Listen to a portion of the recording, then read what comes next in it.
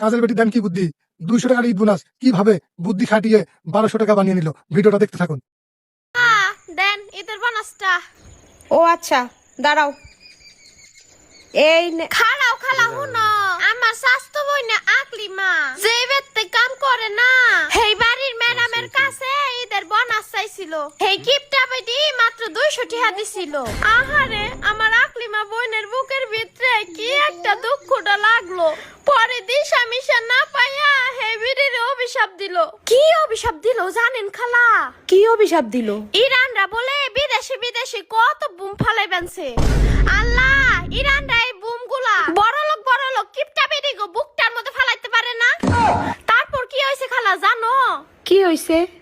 লগে লগে হেই ম্যাডামটা স্টক কইরা ওই পারে চলে গেল।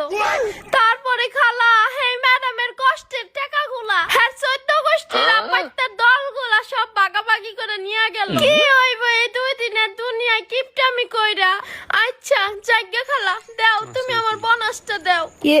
এই নাও খালা। কত দিলা খালা? 200 টাকা। না খালা, এই যে আরো 1000 দিব তো, 1200 টাকা দিলাম খালা। খুশি আছো খালা? হ খালা, আল্লাহ তোমার 1000 বছর বাঁচায় রাখুক।